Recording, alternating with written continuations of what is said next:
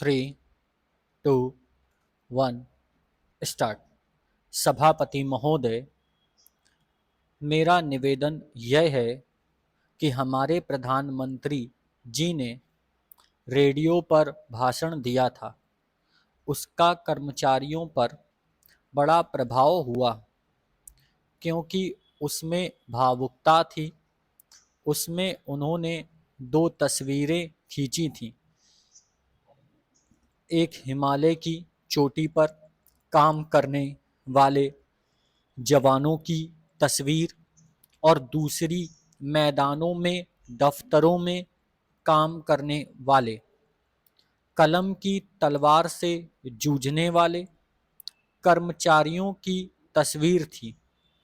मुझे खेद है कि ये तस्वीरें उन्होंने इस तरह से पेश की थीं कि सेना में काम करने वालों और सिविल एम्प्लॉयज़ के बीच में एक दरार खड़ी कर दी।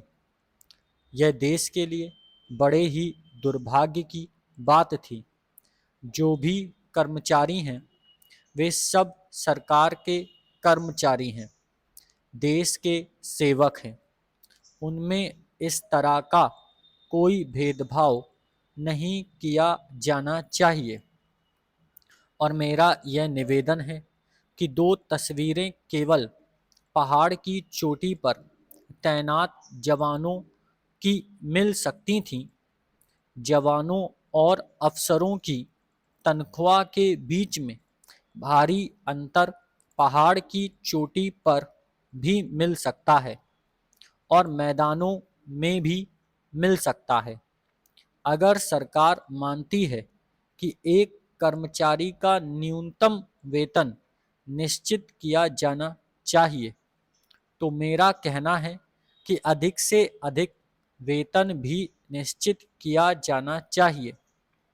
क्या सभी पार्टियां इस बात से सहमत हैं कि एक दूसरी की आमदनी का अंतर 1 और 10 के बीच में होना चाहिए? और अगर आप भी मान लेते हैं कि आमदनी में 1 और 10 का अंतर न होकर आज की परिस्थिति में 1 और 20 का होना चाहिए, तो भी अधिक से अधिक वेतन और कम से कम वेतन निश्चित किया जाना चाहिए। अगर यह भेद रहता है तो सरकार कानून बनाकर हड़ताल को नहीं रोक सकती।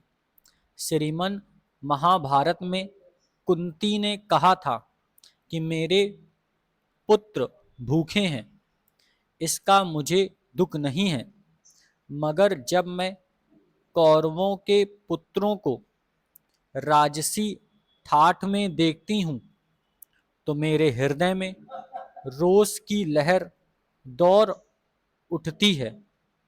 यह स्वाभाविक है और केंद्रीय सरकार को प्रयत्न करना चाहिए कि इस भेद को कम करें। ऊंची से ऊंची तनख्वाहें तय नहीं की गईं, कीमतों पर रोक नहीं लगाई गई, लेकिन केंद्रीय कर्मचारियों के खिलाफ ऑर्डिनेंस लागू किया गया, मगर दाम बढ़ाने वालों के खिलाफ ऑर्डिनेंस जारी नहीं किया गया। अतः सरकार इस हड़ताल से सबक लेकर ऐसी नीति का निर्धारण करे कि जिससे देश में महंगाई न बढ़े, तो यह सब के लिए अच्छा होगा। Full stop.